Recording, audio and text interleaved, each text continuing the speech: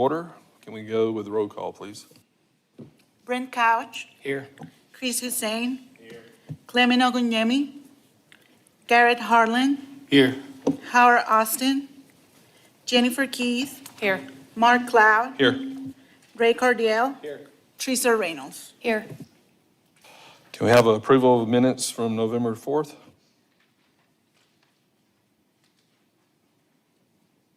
Motion to approve minutes. Thank you. Second. Thank you. All in favor, say aye. Aye. Aye. Vote two.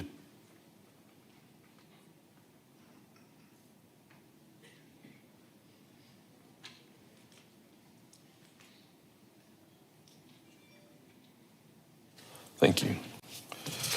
We have two items that have been tabled for tonight. First one is R25-51 Perez Construction LLC. The next one is R25-65 Randy Lee and Group. Both of those will be tabled and be heard at a later date. First up for tonight is RP 25-12 Sandy Heights Edition. This is a replat for lots 14 and 15 presented by Darrell Doyle DVD Surveying.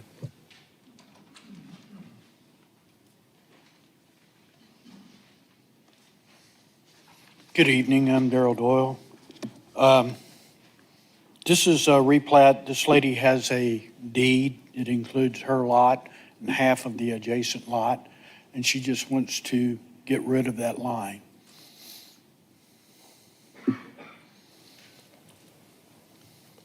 Any staff comments?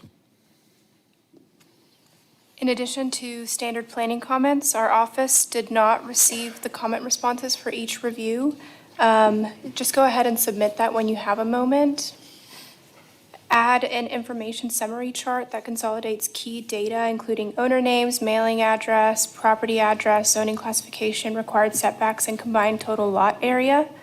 Provide ownership dates and signature blanks for both owners. Add a notary block directly beneath the owner's signature lines. Revise the drafting error indicated in the submitted exhibit that's in the memo. Provide descriptions for all stakes and monuments. Include all line types in the legend, including the center line and utility easements indicated in the western boundary. Replace future tense language with present tense. Correct the zoning shown for the north half of Lot 14, Block 3. Improve the formatting of the signature and date lines just for consistency. And per Springdale Water Utilities, field locate and verify all existing water and sewer facilities. Make sure to show the appropriate easements. Show the location and description of all the utility easements, and additional right-of-way dedication may be required and may be dedicated through this plat. Thank you for that. Any public comment regarding this replat? Commissioners? None. This will be a motion subject to staff comments. Motion subject to staff comments. Second. Thank you.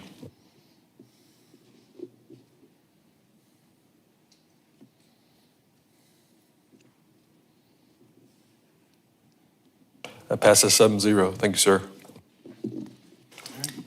So staff we have an ordinance that's going to go to city council next Tuesday, but if you want this replat heard next Tuesday on December 9th, we would need a revised plat addressing those comments back to our office by end of day tomorrow, or else you could always go to a January city council meeting. I think that's the plan, go to January 13th. Okay, all right, thank you. Thank you. Next up is B25-98. This is a variance for reduction of side setback from 8 foot to 3 foot from Maria Guzman, presented by Maria Guzman.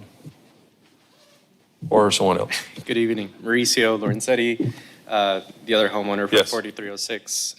We're asking for the setback to be moved from 8 to 3. We tabled this last month, but since then, talked to the fire department, worked with the city on requirements to fully do it appropriately. And there should be some new images on that. And just as a recap for commissioners, that the last meeting, they actually had two separate requests, and we voted and approved on one for a rear setback reduction, successfully did that one, and then tabled the other request, which is this one that he's come back with. Any further staff comments regarding this request? Just as long as building and fire is satisfied what they worked out. Came into the office, we discussed what would be needed to make it comply with the code without moving the building. The building would be very hard to move. They said they would agree to do that, so if this passes, they're going to come in and get a building permit, and they're going to rate that wall so they can have it 3 feet from the property line, which then with that makes it an aesthetic issue, and it's your call. Thank you for that, Ed. Any public comments regarding this? Commissioners? What is that, hardy board? No, we would be using, what was it? Gypsy board? Gypsy board? Yeah. Okay, Howard Clay. thank you. This is a motion, or this is call for the vote. Call for the vote. Thank you, Brent.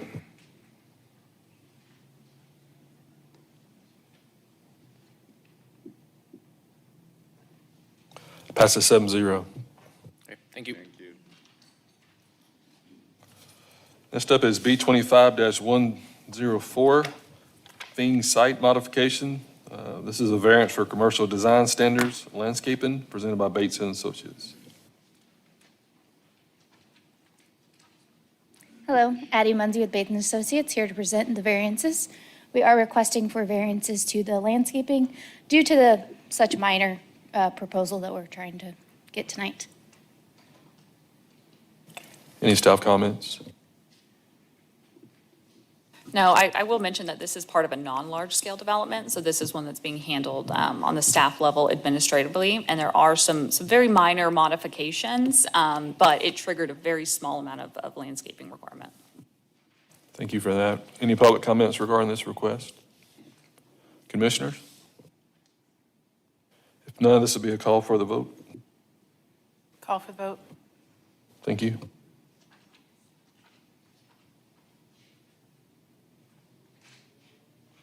Passes 7-0. Thank you. Next up is B25-107, Scott and Jamie McGowan. This is a variance for increased fence height from 6 foot to 8 foot, presented by Scott and Jamie. Good evening, I'm Scott McGowan. So our request is to raise the height of the fence on the north side of our property to 8 feet from 6 feet. Increase privacy. That property north of us is actually in Elm Springs.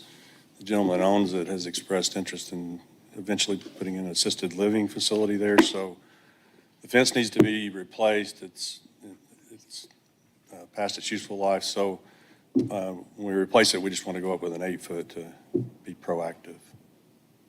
Thank you. Any staff comments? Any public comments regarding this request? Commissioners?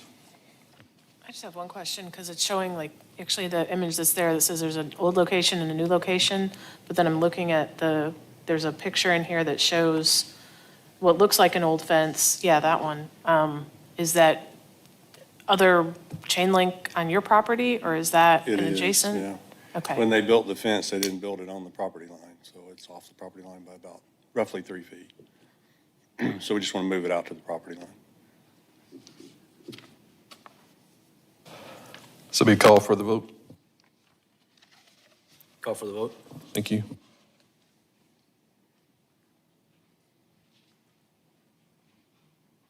That passes 7-0.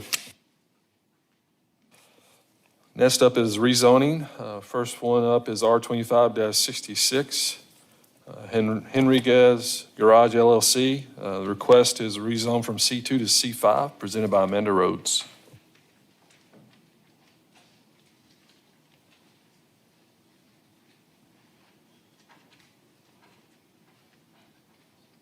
Good evening. Amanda Rhodes, and I would just like to propose that we can change and rezone from a C2 to a C5 to further expand our business and have an outdoor display. Thank you. Any comments, staff?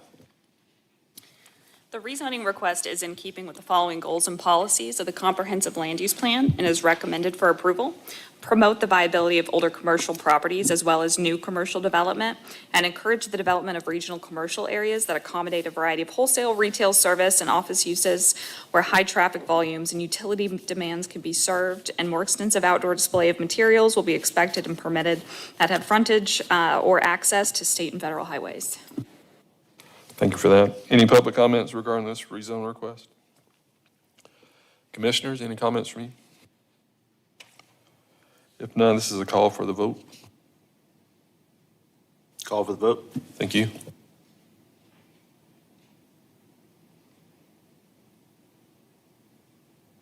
That passes 7-0.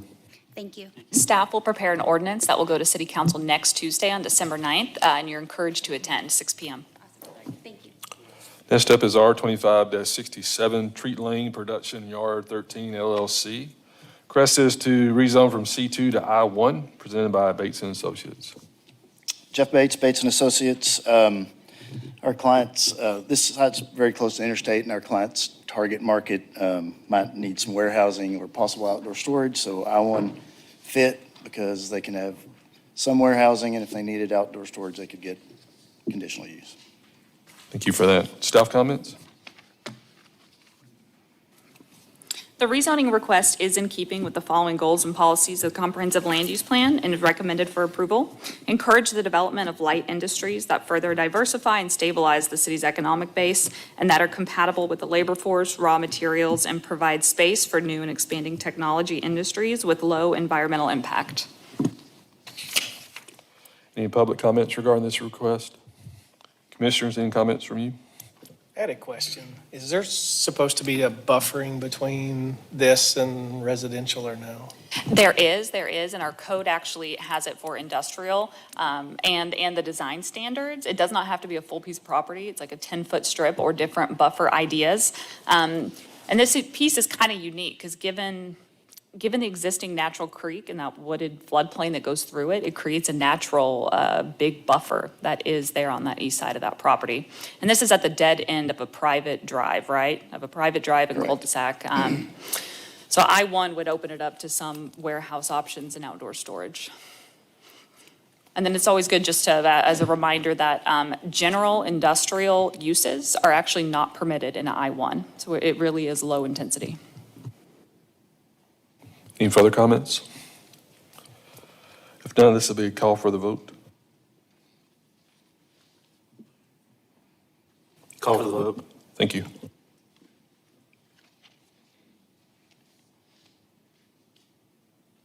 That passes 7-0. Thank you very much. Staff will prepare ordinance that goes to council next Tuesday. Next up is R25-68, ChanCad LLC. Request is from MF 24 to P1, presented by ESI.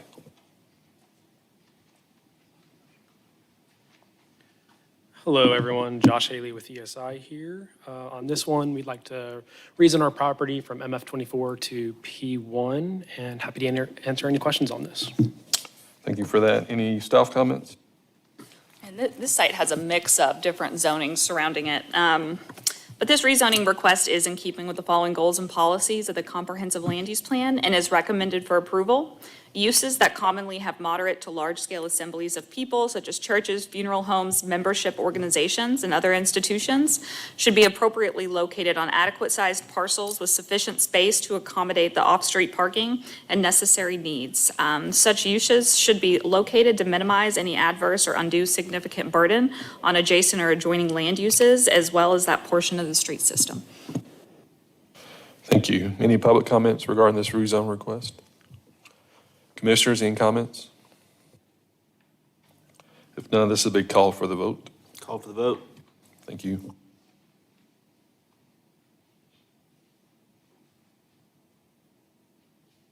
Passes 7-0. Staff will prepare ordinance that goes to council next Tuesday on the 9th. Next up is R25-69, Charles Perrette and Group. This is a request from A1 to C1, presented by Watkins, Boyer, Gray, Curry, PLLC, and Will Kellstrom. I'm not Will. You're not. I am not. I'm standing in for Will. My name's Caitlin Gibbs. I'm with Watkins, Boyer, Gray, and Curry. This is a request from A1 to C1. There is commercial across the street. Primarily, the applicant is requesting it for flexibility of use because it is on the expanding 112 quarter. Additionally, the lot itself is kind of oddly shaped. The widest portion is about 288 feet across on the northern boundary line, with the southern boundary line about 176 feet across, which makes it a little bit difficult with setback requirements for residential development. Thank you. Staff comments? The rezoning request is in keeping with the following goals and policies of the comprehensive land use plan and is recommended for approval. Encourage the development of light to medium intensity commercial development along arterial streets that provide adequate setbacks and buffering to adjacent residential neighborhoods. And encourage the development of small scale neighborhood retail service uses at intersections of collector and arterial streets and at the edge of logical neighborhood areas or within neighborhoods where suitable sites exist and conditions are appropriate to balance compatibility with convenience. Any public comments regarding this rezone request? Commissioners, please step to the mic and state your name and address.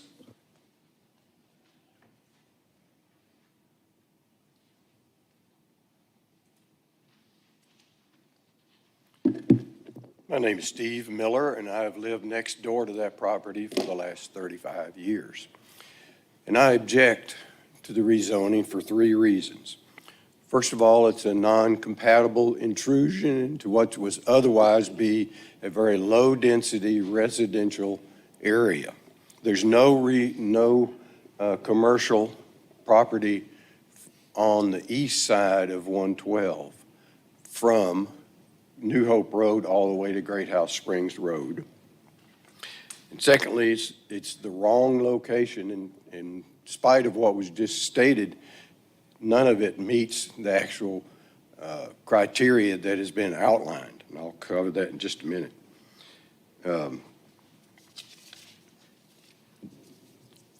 What she just read stated that first of all, there's no neighborhood there. There's no chance of ever having pedestrian traffic on that street. There's no intersection. There's no adjoining commercial property. There's no density, no people will ever be able to use this as retail. Also, it's very difficult to get in and out of that site. When you come over at the top of the hill, there's a dead zone. You can't see what's below. So I object on those grounds, and on a ground that's not even, that's in addition to that, this site, if you've walked on the site, it would be immediately apparent to you that this is a very deep ravine. The entire site is a ravine. The distance from the bottom of the drainage flow to the actual street level is 20 to 25 feet. It would be economically not feasible to develop this site. The owners of the land own 19 acres, including this 3 acres. They own 16 acres south of this, which is zoned R1 in the city of Tawnytown. I would suggest that rather than develop this site, that they go at least 100 to 200 yards south and develop commercial on that site. If they are committed to bringing residential to this, bringing commercial to this site, it's much more appropriate and much more developable to develop on the site that they own south of this. So I object. Thank you, sir. Any other public comments? Commissioners, any comments? If none, this would be call for the vote. Call for the vote.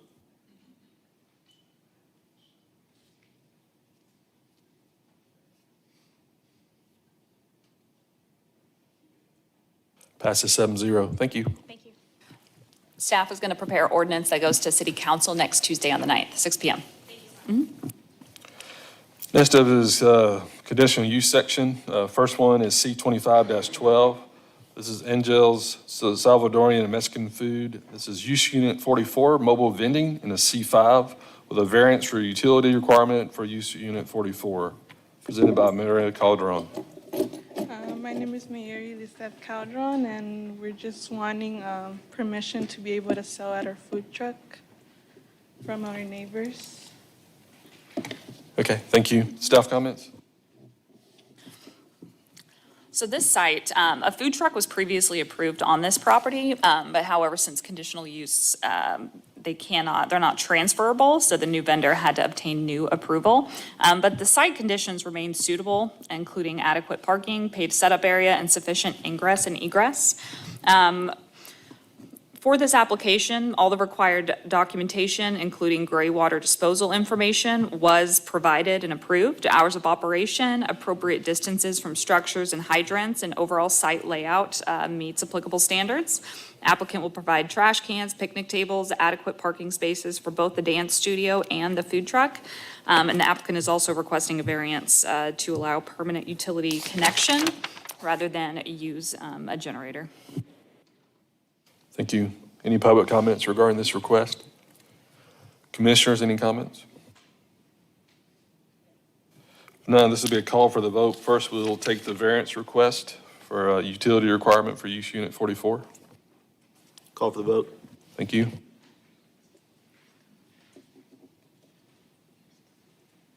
Passes 7-0. Next is the use unit itself. This also will be a call for the vote. Call for the vote.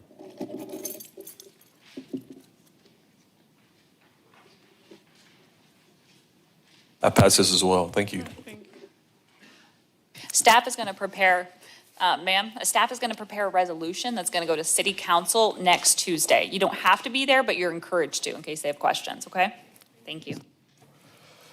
Next up is preliminary plats, replats, and final plats. First is RP 25-13, I-49 Industrial Park. This is Lot 3, creating 3 lots, 3A, B, and C, presented by Hafen Associates. Hi, Drew Dingler with Half and Associates. Like you say, we're looking to split an existing lot into 3 separate lots. Any staff comments? In addition to standard comments, planning only has 1 remaining comment after the applicant had resubmitted plans earlier today. Lots 3A, 3B, and 3C need to have a note that says they cannot have access off of Graham Road. All engineering comments are addressed. Thank you. Any public comments regarding this request? Any commissioner comments? What's the reason for splitting those lots? Is it phases, construction It phases? is 3B. Currently, we have a building 4 that's currently being constructed. 3A would be for a future building, and then 3C to the south. We have, right now, have no intention of development, as that's dedicated primarily for RDOT right-of-way. There are no more comments. This will be motion subject to staff comments. Motion subject to staff comments. Second. Thank you.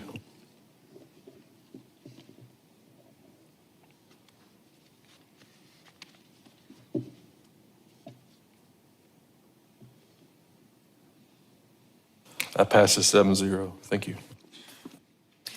Drew, if you want this to go to city council next Tuesday on the 9th, can we get an ordinance and then a revised plat with that note on it by the end of business tomorrow? Thank you. Next up is RP 25-14 Walker Edition. This is blocks 3 and 4 and 5, also lots 3 through 10, presented by ESI. Hey everyone, Josh Haley with ESI again. On this one, asking for the approval of the replat for the Walker Edition, and happy to answer any questions you may have. Any staff comments? In addition to the standard planning comments, there is a note under the surveyor's note section that needs a minor edit, and that's been identified in the memo provided. The title search identified 2 easement documents related to the property. Document 551-533 is a right-of-way grant to Arkansas Western Gas Company. Additionally, document 551-5 6.53 mentioned in the 2009 boundary survey for this property is also a right-of-way grant to Arkansas Western Gas Company. However, the legal description for this document indicates that it pertains to lots in the DE Iker addition. So once this information is clarified and the utility line is identified, the plat must include the location and description of all utility easements on the site. In the event a utility easement requires vacating, the proper approach will be guided by city legal procedures. Same comments that Jackie said. Thank you, Katie. Any public comment regarding this request? Commissioners, any comments? Sorry. Name and address. Thank you. My name is Randall Dial. My address is 312 Harv Street. I own the property bordering the plotting. I haven't found or noticed, and I don't mean it to be disrespectful, but I haven't found or noticed any description as to why we're replotting this property. This property's been here for 50-some odd years, and now we're bringing in a plot to replot it and boundary it. Could you please get a description of that for me, please? Someone would like to speak to her of that? Yes, yes, absolutely. So in this site may actually look familiar. Westwood Elementary, we approved a new large-scale development. And then part of that, the plans that they submitted, we don't allow a property line to go through a structure or to straddle a building. So really, this is just a matter of cleaning up property lines that have probably been in place for 75 years. We're going through some really old subdivision plats, trying to track down and just clean up easements and property lines. So with the new school and development, it just kind of starts out on a nice clean slate. That's the reasoning for it. Thank you. Any other comments? If none, this would be a motion subject to staff comments. Motion subject to staff comments. Second. Thank you.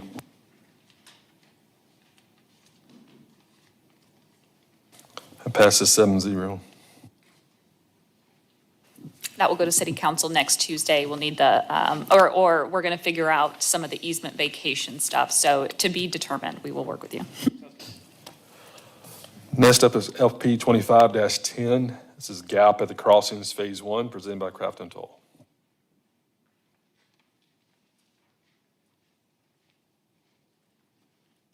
Good evening. My name is Alex Emerson, representing Craft and Toll.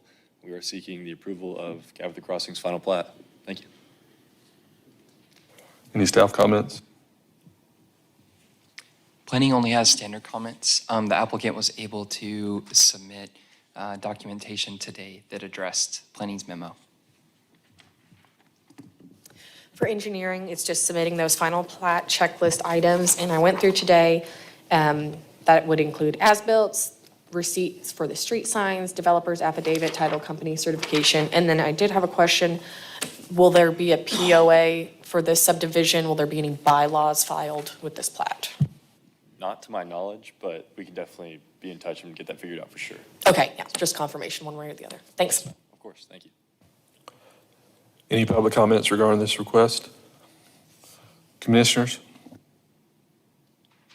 If none, this would be a motion subject to staff comments. So motion. Second. Thank you.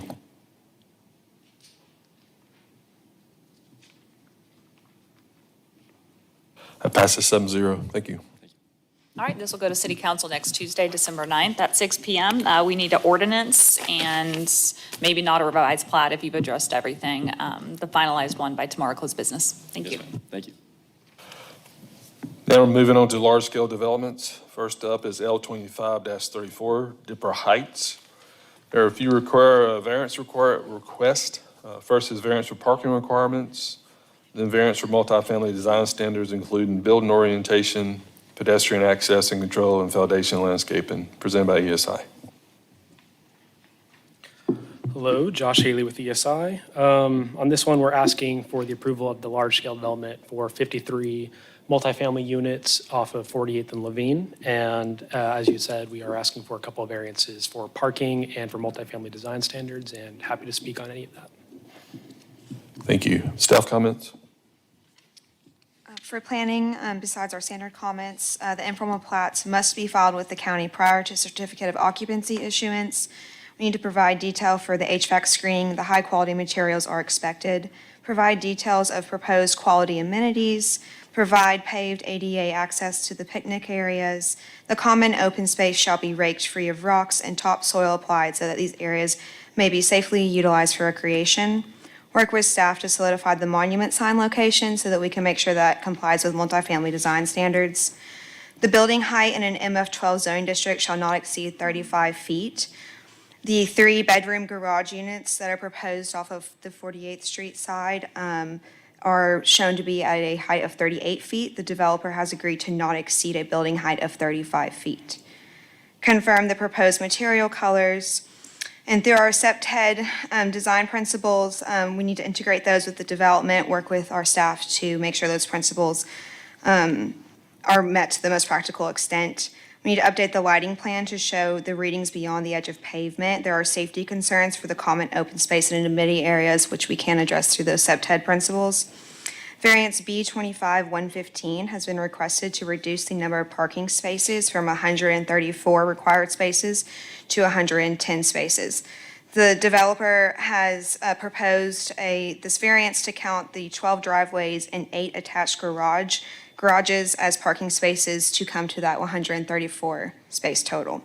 Variance B25-116 has been requested for multifamily design standards, the building orientation to interior property lines.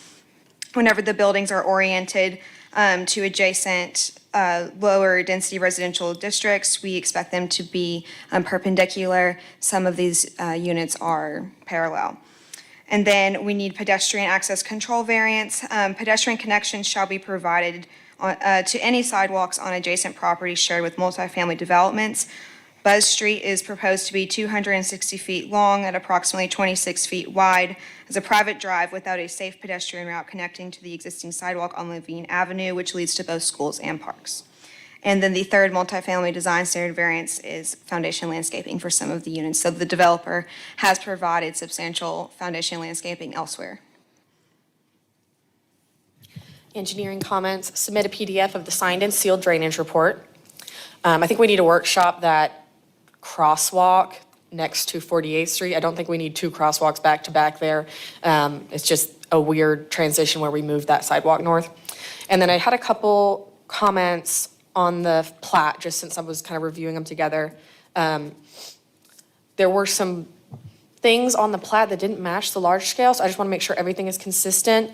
And then I don't know if there was a sufficient right-of-way dedication for those collectors. It needs to be 65 feet total, so 32 and a half from the center line. And I don't know if y'all have resubmitted that one. That was just the last one I looked at.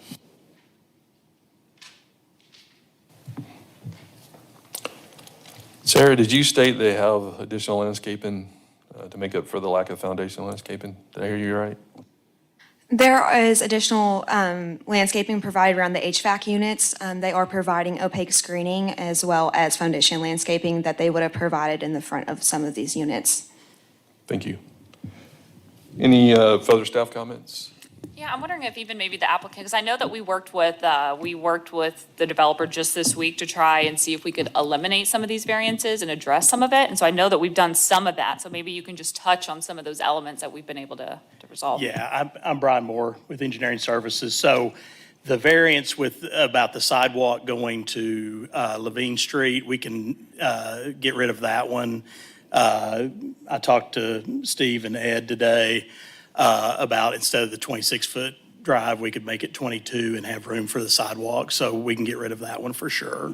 So, and then on the parking variance, it actually is just for the, the way I read the ordinance and the way I think we've always done it is that driveways are included no matter what. So for me, the ordinance is just to be able to use the garages, which we've done on many projects and others have as well. So those are the 2 variances. Thank you for that. Any public comment regarding this? Large scale? Are y'all going to reduce the other drive to 22 as well? The one that goes out to 48th Street? Okay, we'll just need to make sure we have some no parking signs on that one, since I feel like it's going to be desirable to park next to that sidewalk. I think I added some for the latest iteration. Commissioners, any comments?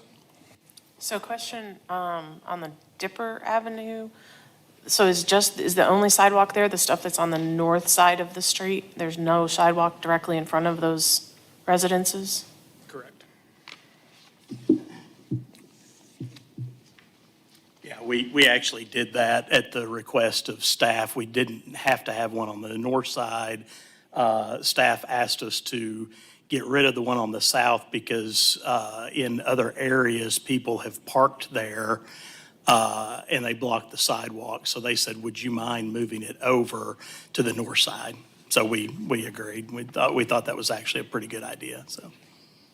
And I just wanted to add on the lighting plan, it's definitely going in the right direction as far as uniformity. I'm a little concerned actually about the brightness for this residential area. I feel like the levels are a little high for what we would want to see. I want good uniformity, but also not too bright for people living in this area and the adjacent areas. Good point.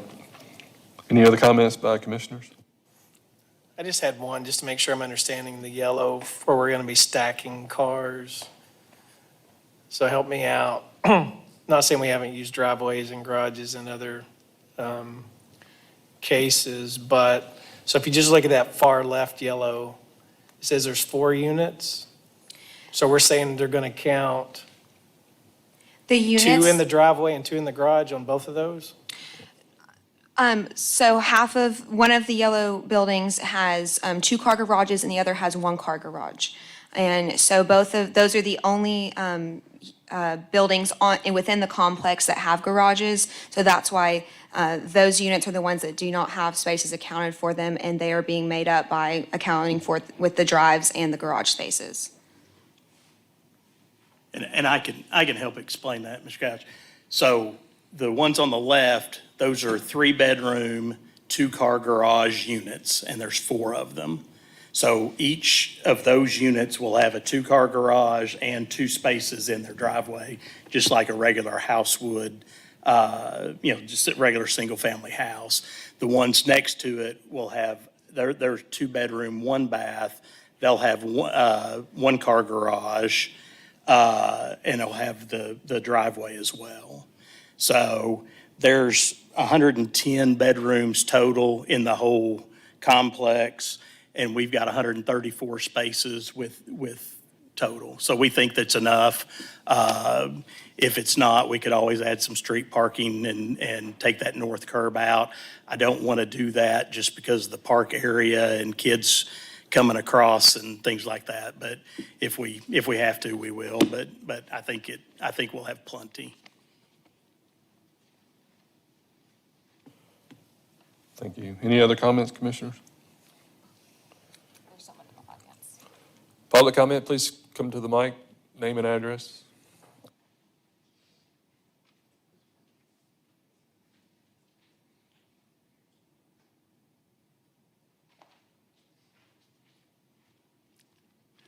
Hey, Jeff Onstead, 4500 Cody in Springdale. Could you bring up the plat again real quick, please? The next one over that you had. Okay, down here in the corner, I live in that corner right there on 4500 Cody. What is the intent on as the driveway? Is that trash pickup? So Yes. that's in my backyard, basically. And I would like to ask that be put somewhere, maybe where it doesn't infringe on the privacy in my backyard. Okay? Because that's what I thought it was. And then we have a 50-foot variance that was approved, right, off of my property line, okay? But I don't think my wife or myself would like to hear the trash truck constantly being picked up there or people throwing their trash away. Yeah, that could be a real stinky problem too, I think, couldn't it? And also, I hope, Katie, you've addressed that flooding issue that I have coming off of 8 other residents coming down and off of Cobblestone, because my backyard floods. And if we have any drainage that's heading into that south region right in there, I'm going to be having a lake in my backyard. I asked them to look into that specifically and make sure that all that drainage from the other neighborhoods can route through the site fully, and I think it's going to get a lot better once this development is put in I see you have place. a retention pond. Is that a retention pond in the corner? It's a detention pond, it's dry, and then there's going to be a swale that picks up all that stormwater that runs off of your yard and takes it to the pond. Okay, all right. Well, thank you. Yeah, I appreciate if that could be addressed. Okay. Thank you. Thank you.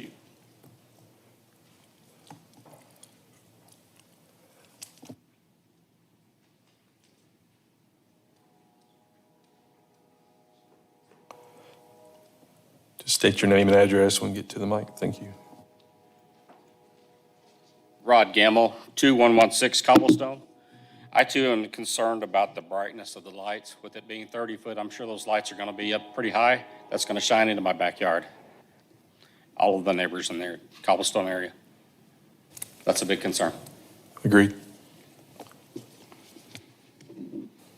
Is that all you have? Yes. Thank you.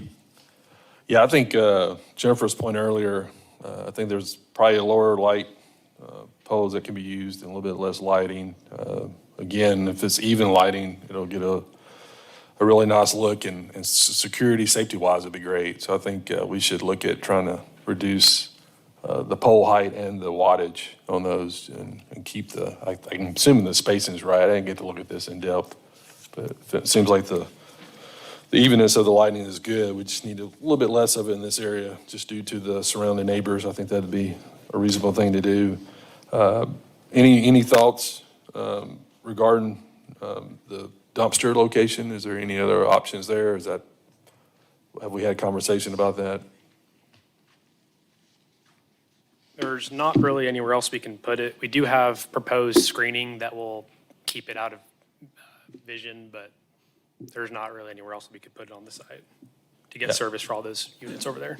Yeah, I noticed the screen. I think that's good. I think it was more of a smell and sound issue than the look of it, because that should be screened in anyway. Sure. I would just suggest if there's an option to do something a little different, let's look at that if we could. All right, commissioners, if we have any other public comment, make sure we don't skip anyone. If not, there's no more comments from commissioners. Do you guys want to do the variances with one vote, seeing how two of them have been resolved? Or do you want to separate the parking requirement from the orientation? Let's do them together. Sounds good. So this will be a call for the vote for the variances. And then just to note that B and C have been taken care of and eliminated. So for B25-116, it's just A.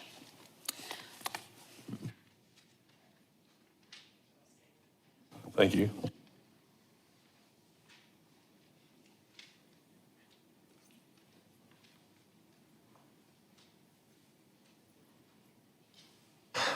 The variances were approved 7-0. We also need to have a motion subject to staff comments regarding the large scale.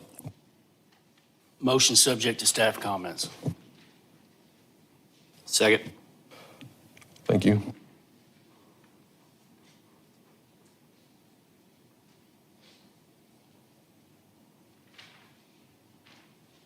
That also passes 7-0.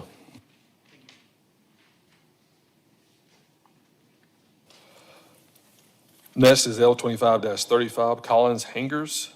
This is presented by Briley Rogers and Billy Collins, Terra Firma LLC.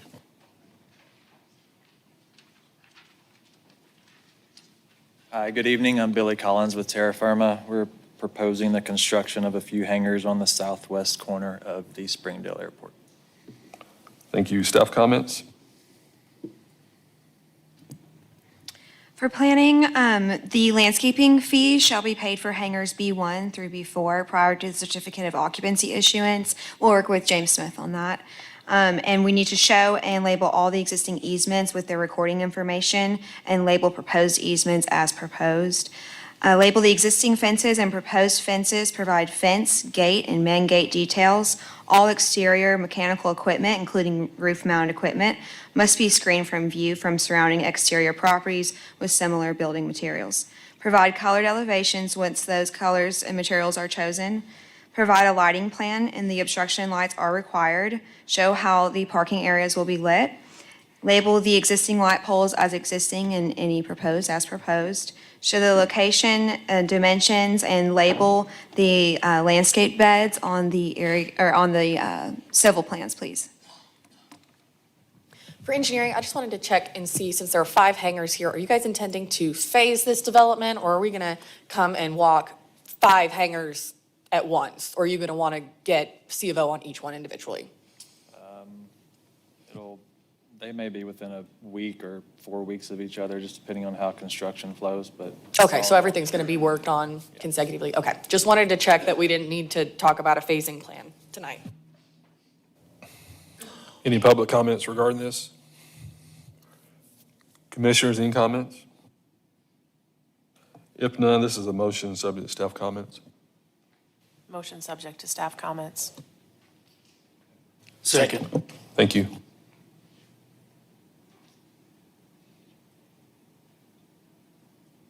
That passes 7-0. Next up is form-based code.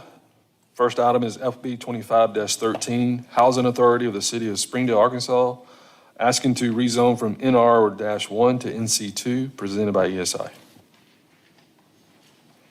Hello, Josh Haley with ESI, asking for this to get rezoned to NC2 from NC1. The form-based code is changing to where NC1 isn't, or NR1 is not going to be around, and then it's going to be whatever the conversion is, and happy to answer any questions on this. Thank you. Staff comments? Staff recommends approving the request to allow greater flexibility and density while maintaining the neighborhood's established character. If you'll remember our recent Southeast Downtown Housing Study, it showed that this area in particular can absorb substantial new housing and transition into a walkable mixed-income district. Because there's much more demand for housing, especially for local workers, than the market can currently supply, this area will need a mix of higher density homes, missing middle options, and shared parking solutions to create a more affordable choices and support the neighborhood's future growth. And I'll comment on a note that Josh mentioned. As we do a form-based code update in the next month or two that we bring forth, we have identified NR1 as potentially changing, and we actually recommended that this area with the study go to NC2 to allow for development just like this.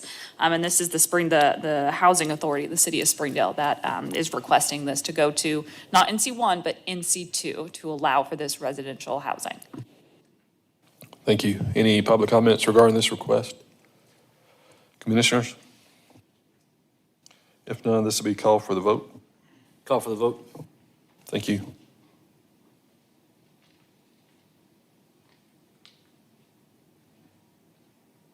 That passes 7-0. Staff will prepare ordinance that goes to council next Tuesday for this. Next up is FB 25-14, Hauser Family Revocable Living Trust. Request is to rezone from SF2 to NR1, presented by Jake Chavis. Good evening. I'm Jake Chavis with Odyssey Engineering, representing the property owners. If you remember, we brought this property back in October to be what we thought would be the highest and best use of the land as an MF zoning. The feedback we got from Planning Commission was that probably needed to be some type of C district zoning. So that's what we're here asking for tonight. Thank you. Staff comments? And I'll start by saying we got an email, an opposition letter late this afternoon. So I think we printed a hard copy for everyone. We need to get one to Mr. System if we didn't, to make sure. So we can either read that aloud or just have that put into the record for that email. And for this request, the rezoning request is in keeping with the following goals and policies of the comprehensive land use plan and is recommended for approval to allow an increase to medium or high-density residential land when value prevents economical development of low-density residential, and multifamily housing should be developed at a density and scale that is compatible with the surrounding neighborhoods and available utilities and roadway capacity. Thank you. Any public comments regarding this request? If you would, please come to the mic and state your name and address.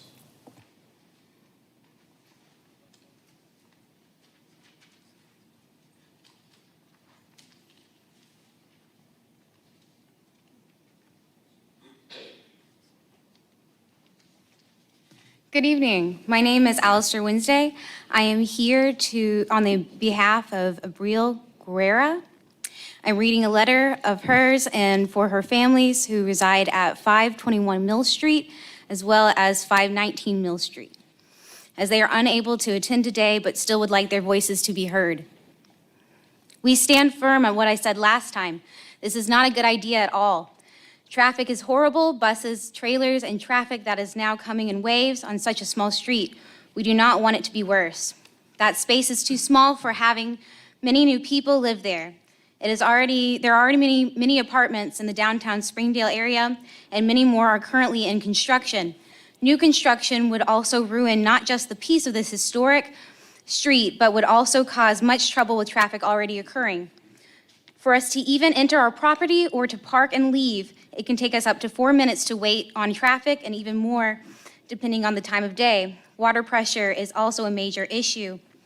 She also wants to write that she's not opposed to change, but the change here is not only unwanted, but will also be detrimental to the street and to the people of that street. Thank you. Thank you. Jeff Bowen, 604 Mill Street.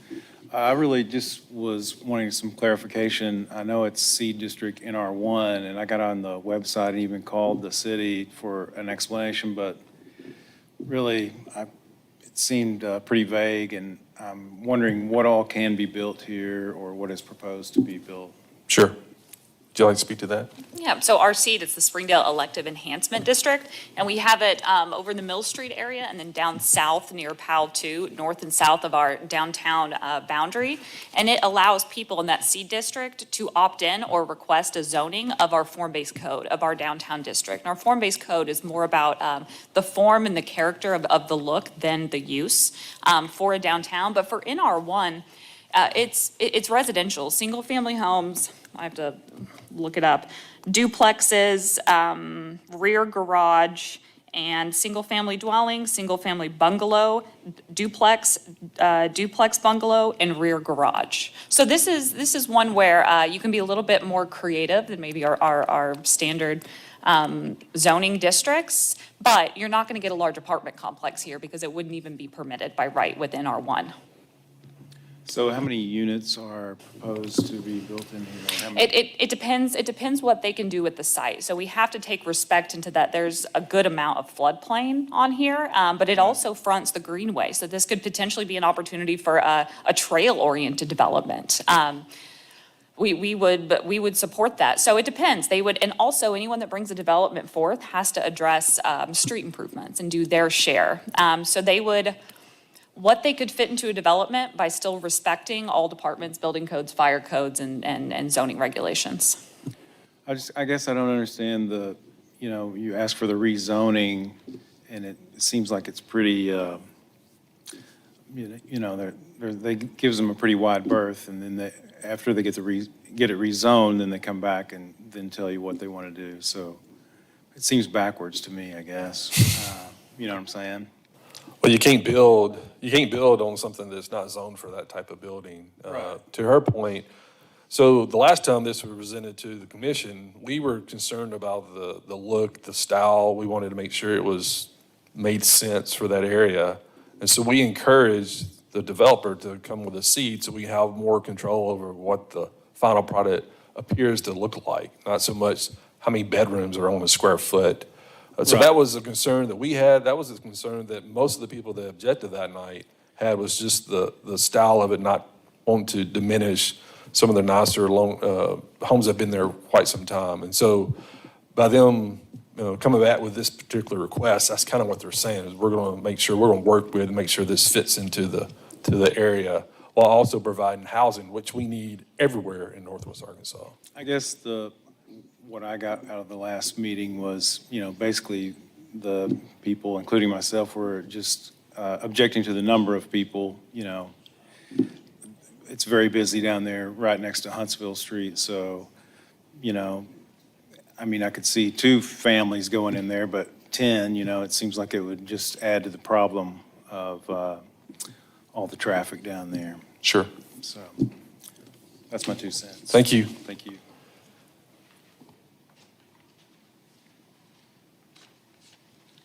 Yeah, Randy Cook, 100 Roads.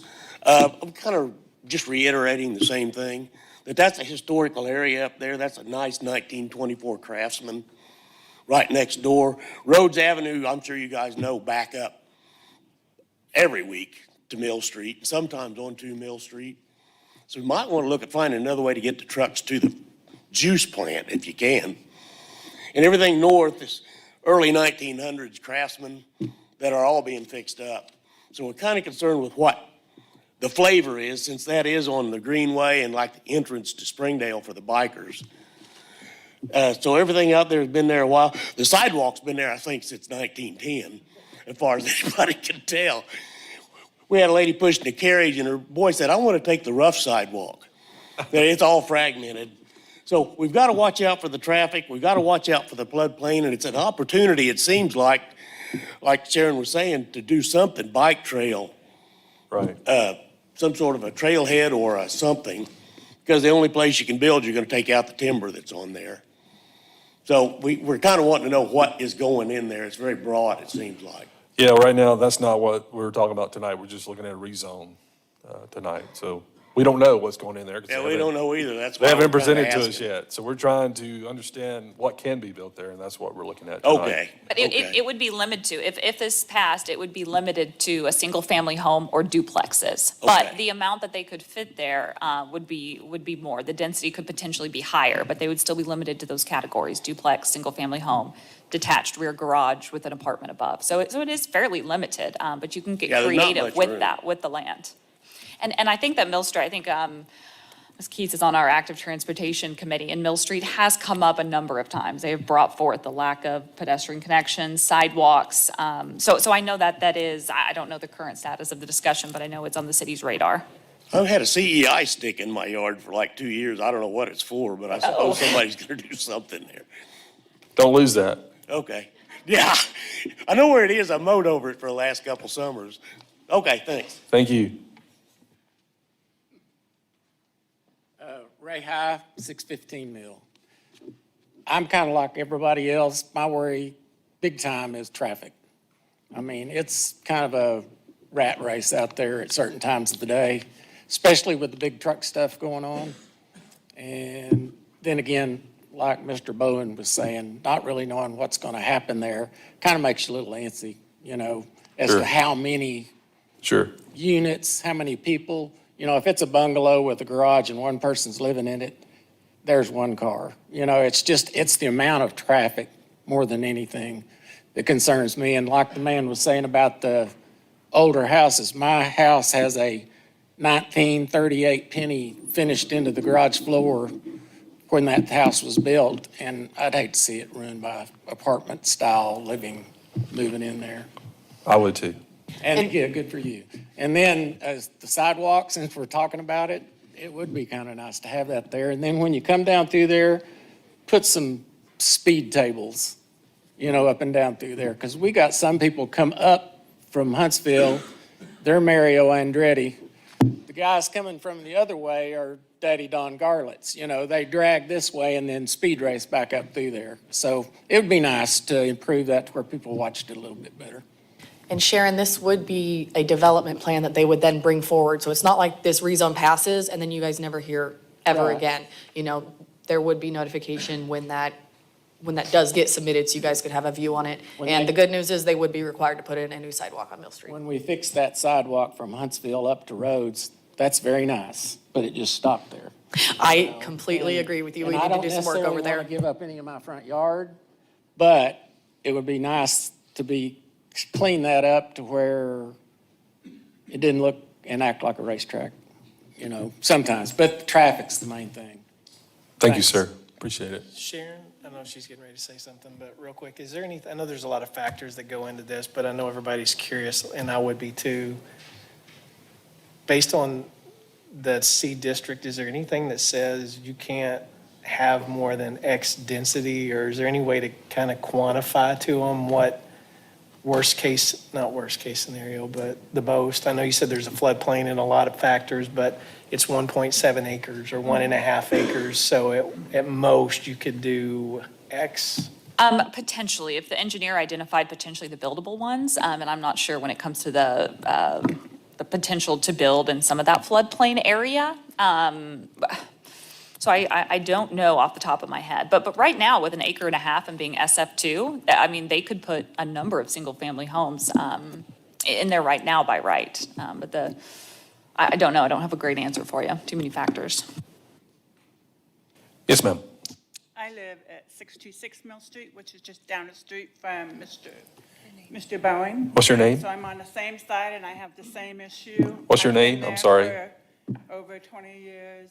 I live in the Habitat House that's on that street. Will you state your name for me? Karen Peterson. Thank you. And so I have the same issue with the traffic coming in where that is situated. The trucks for the plant come down that road and they turn. I don't remember the name of the street, but it's just going to generate more traffic. People that live on those, there's some houses or apartments, I don't know what they are, across the street from there, and they have people that drop off friends or whatever, and they park right there in front. And so I have the same issue. I have to back into my driveway just so that I can get out. And so I don't want a duplex, triplex, or any kind of plex. I know that the owner, the one that owned it before, I think it might have been sold 2 times now, but she had a house on that property. She lives next door to me. But she had a house on that property, and then whoever bought it tore it down. But one house is fine, but duplex, triplex, anything like that, that's going to generate, I understand the housing situation, but that neighborhood, like the other gentleman said, that's not the type of neighborhood that we have or that we want. Thank you. And I'll mention that a triplex would not be allowed today and would also not be allowed in an NR1.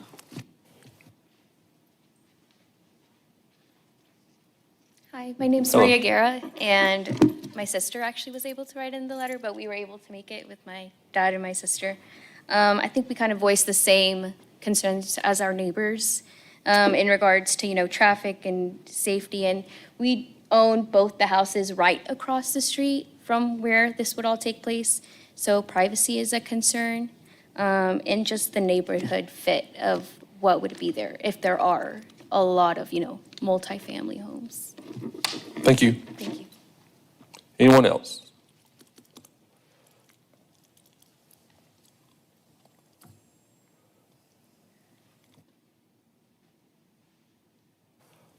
State your name and address, please. Elisa Snow. When you get to the mic. Oh, sorry. That's okay. Elisa Snow, 804 Mill, and mainly I have questions. If this is approved and they build some kind of apartment issue in there, will it look like the rest of the homes on the street? Are they going to put a brick block there? That's my question. It would not, it would stand out like, y'all know what I'm saying. I mean, we have the 2 complexes that are for the elderly that are on the street. They're lovely, and they keep them up, and they're nice, which the sidewalks, Mayor, the elderly walk on those, and one broke her ankle on it, walking on that road sidewalk. So anyway, my question, it's just a question, it's not a complaint. If this is approved and they do put that in there, is there any possible way they could make it complementary to the neighborhood, I guess? Is there any kind of ordinance or? Like you teed me up for the best question ever. That is actually the purpose of our form-based code and the seed district. It focuses on literally the form, what it looks like and the characteristics of how it fits into a neighborhood, right? Yeah. Because building a good future for Springdale involves honoring the past, right? I don't think nobody wants to disrupt a historic neighborhood, but part of that form-based code is that it has to complement the characteristics of that, right? So we Okay. don't allow vinyl siding, and we have certain architectural requirements that actually go into it. Well, that was my main concern, and the traffic, it's terrible over there. Sure. The Thank you. sewer and the water pressure. I think your other question, you said apartment, they won't be Yeah, or apartments. Whatever that's going to be there. I think that's most everybody's concern, that they're Sure. going to put a big brick block with a, little Well, that's one of the, walkway and That's why this commission voted against the first request. That's why we asked them to come back with this type of zoning, so we could have some understanding of what I they're don't gonna look really like. think anybody is opposed to something going in there. It's what's going to go in Understood. there. Yeah, Thank you. okay, thank you. Commissioners, any comments? If none, this will be called for the vote. Call for the vote. Thank you.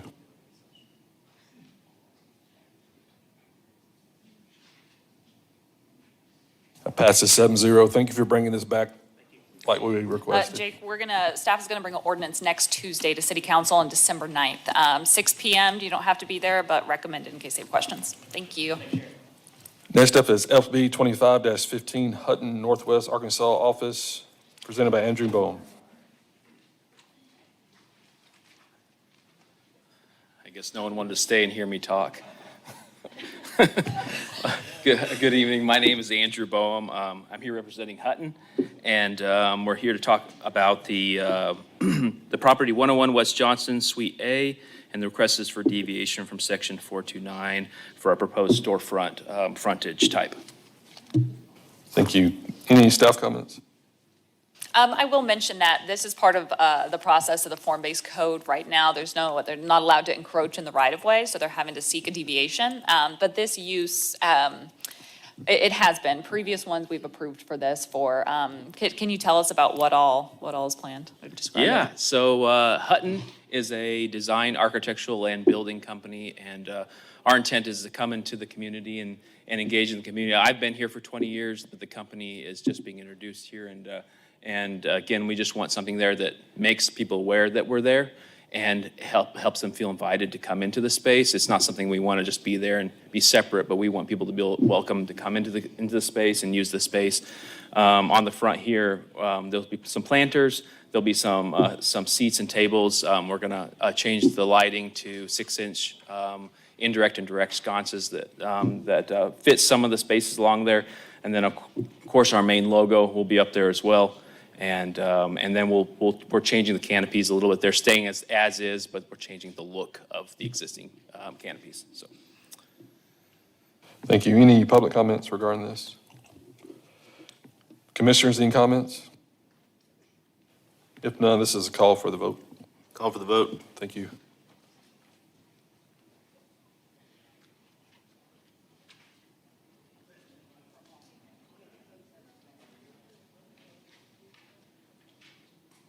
That passes 7-0. Thank you, Andrew. Next up is Board of Adjustment. First one is B25-109, Melinda and David Brown. There are two variance requests. One is for a reduction of front setback from 30 foot to 20, and then also a variance for increased front fence height from 3 foot to 6, presented by Melinda and David Brown. Okay, move on. Next up is B25-110, Marcel Esteban. This is a variance for reduction of front setback from 30 foot to 15.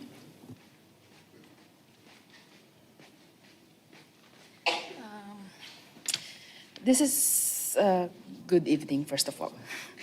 This is just a request for the reduction of front setback so that I can build this attached open carport in front of the existing garage, and there is also an existing driveway. That's it. Thank you. Staff comments? I will note, I think originally you had submitted a couple different options for this one. Just the A. That's what I wanted to confirm, that we were going with A, because that was the one that would be the most compliant with us. Any public comments regarding this request? Commissioners, any comments? If not, this is a call for the vote. Call for the vote. Thank you.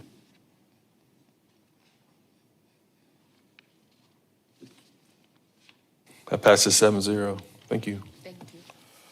Next up is B25-111, Richard Koger, variance for paving requirement, presented by Richard Koger.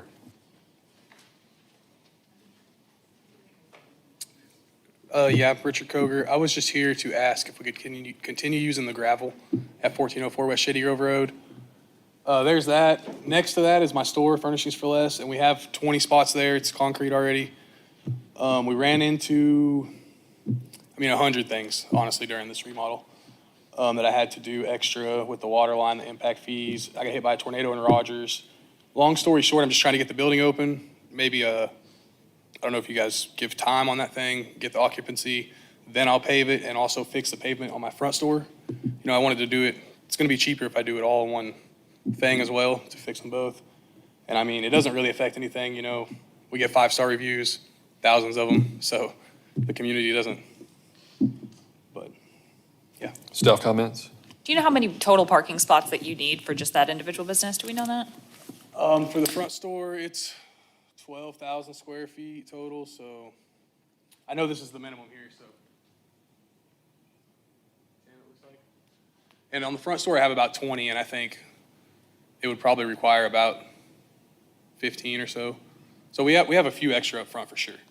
And if the business next door, there is the option for a shared parking agreement that can be up to a certain percentage of what you're required to have for parking. Okay. Yeah, because I rent the building behind it, which I'm going to purchase, and I own the front stores in the front of it already as well, so. So you want to start operating, get a C of O, and not pave that front area right there? Is that what I'm understanding? Yeah, Okay. at least some kind of delay on it, just so I can get going. We had the impact fee, the electric was already ran from another house in the back. It's so complicated over there. No one knows where the utilities are. It's this whole ordeal, so it's just cost me a lot of money. It was a complicated property line adjustment. I'll give you that. It's been a hassle for me. I just want to sell furniture and, this is not what I want to do. Yeah, understood.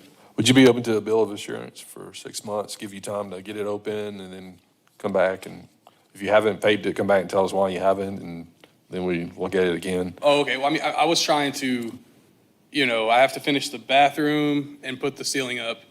I'm close to having it minus the pavement.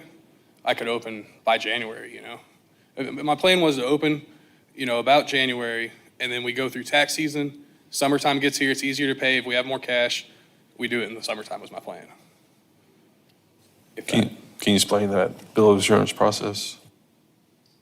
Yeah, bill of assurance can be proposed by this planning commission, and you can set, we typically do 6 months, 1 year, 2 year. And then whatever the agreement is, this one would be to pave X number of spots on his business, and then we could potentially set a time limit. And staff draft up a bill of assurance, have them sign it, have it recorded, and then we follow up and whatever that time set is, 6 months, a year.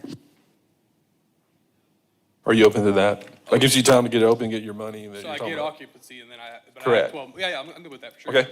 Yeah.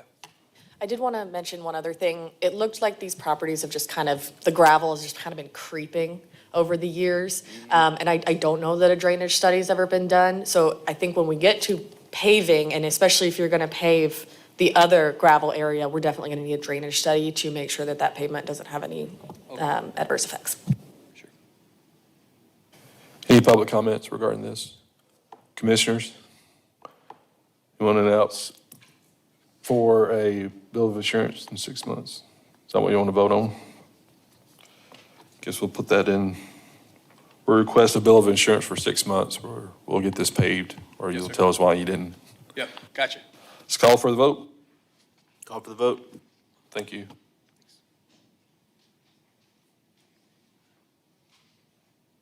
A bill of assurance passes 7-0.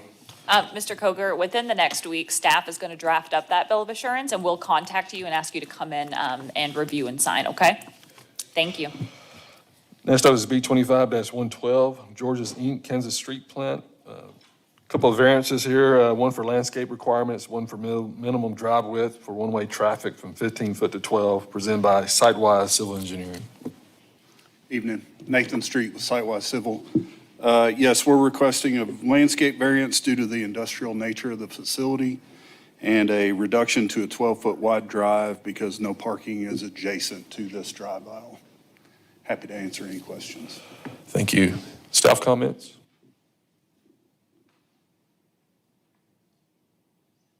I guess I'll give a little bit of context. We have been looking into this area to try and improve traffic altogether, especially during shift change at the George's plant. So this is going to allow for a lot smoother operation in this area. And then I think we've done some traffic studies to look at that intersection as well, but I don't know what the result of that was yet. Thank you, Katie. Any public comments regarding this request? Commissioners, any questions? What will the entrance look like? So we're cutting in a new entrance here. Is it just going to be fenced right up to the road, or is there a way to put some It's an sort of exit marker? only. Sorry to interrupt. No. It's an exit only, as Katie was trying to say. The facility has a major traffic congestion issue at shift change times, and everybody is having to exit to Bacchus down Kansas Street. And so I've been told that employees are waiting up to 45 minutes to leave the facility. The intent is to provide this exit-only drive to Pleasant Street to help alleviate some of that. And you had a question about the fencing?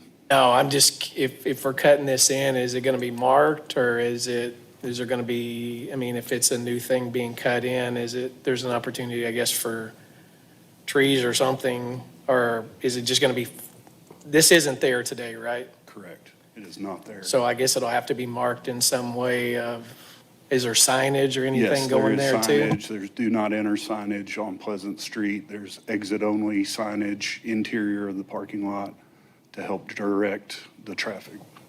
This is essentially just a back door to get out of this facility, Yes, sir. not going on That'd be a Thompson. good way to put it. Yeah, sure. Nathan, makes is it going to sense. be gated at all, or will this be just an open access to the No parking gated. lot? Not Okay. gated. The security fencing is on the opposite side of the drive to keep the facility safe. The parking lot is still open to the employees. Mayor, do you have a comment? State your name and address. I don't know if I ought to give my address. I probably don't have much to add, but since Katie brought it up, I just wanted to give you a little background in that we've been working with George's on this project because they were having trouble during shift change. Their current entrance and exit there is pretty close. It's really not far from Thompson. And this would allow, I think if I'm remembering right, the trucks will continue to exit. Truck traffic will continue to exit where they exit now in your current entrance. And this will be for their shift change to help get their workers out of their parking lot, and they'll come in on Pleasant.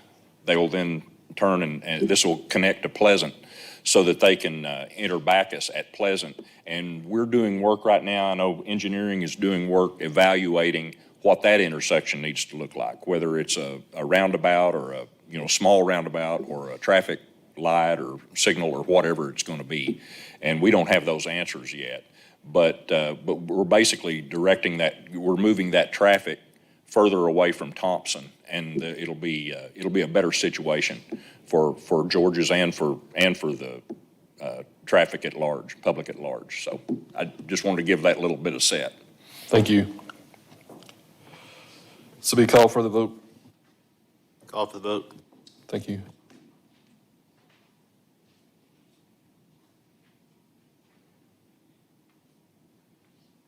Passes 7-0. Thank you, sir. Next up is B 25-113 Mill Creek Nursing Facility. This is a variance request for additional monument sign presented by Paul Giberson. Good evening, Paul Giberson, Rec Community Construction. Hopefully this will be a pretty easy one. We're asking for another monument sign. 48th Street is pretty constrained. Our facility is offset to the west. As you come south, there's a hill, and then south of the entrance, there's a lot of vegetation.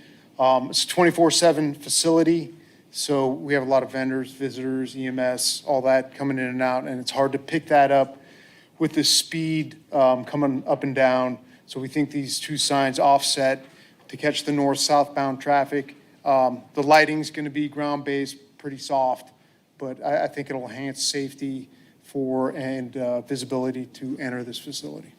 So you have the one, you're asking for the second. Is that what we're doing here? That's correct, yes, sir. Basically to catch either traffic going north or south is the primary purpose. Correct. Yeah, I drive down the street the building looks great, by the way. You did a really good Beautiful job. building. We're gonna first quarter, we'll have their open house. That'd be great. You're all Yeah. invited. Any public comment regarding this request? Commissioners, any questions? If none, this is a call for the vote. Call for the vote. Thank you.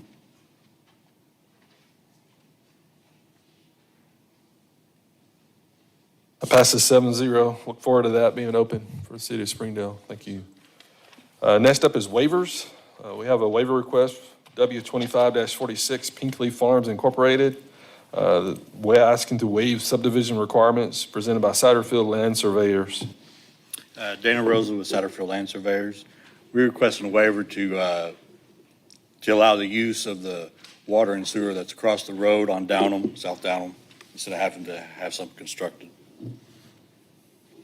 And just a little background, we have an informal plat, so a lot split. There it is, a picture of it, under review right now at the administrative level. But whenever you subdivide and you split off a new lot, it's a requirement to bring utilities there.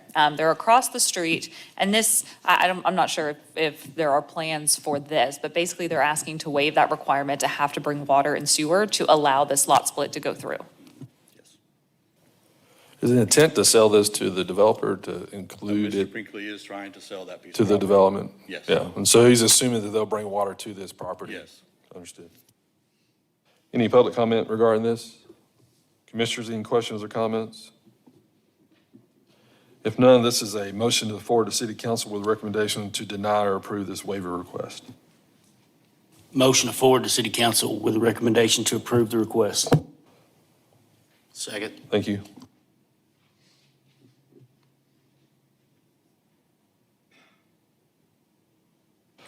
Your request will be forwarded to City Council with a recommendation to approve this waiver. Thank you. Thank you. And it's going to go to City Council next Tuesday on the 9th. You're not required to be there, but encouraged in case there are questions.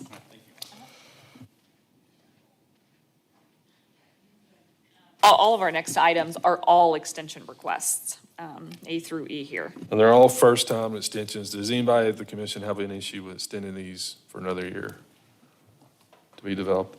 And that they're only allowed one extension. So once we approve a large scale, it then sets a clock for 1 year to basically start the project. So all of these are coming up on that 1 year expiration, and they're allowed one extension request for 1 additional year to get started. Okay, that's the first part. Second part, can we get this where we can vote one time, or are we going to just do it multiple times? Whatever you guys prefer. Can we, can I call for the vote on all 5 for the first vote? Yes.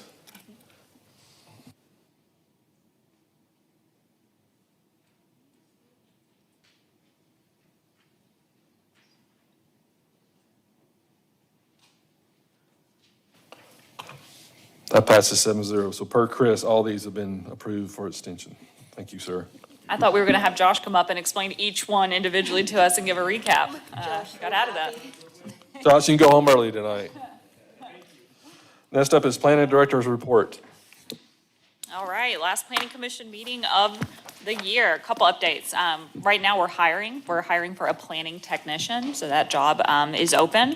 We're getting a handful of applicants, and that is because Jenny Neal right here has been promoted to Planner 2. Well-deserved.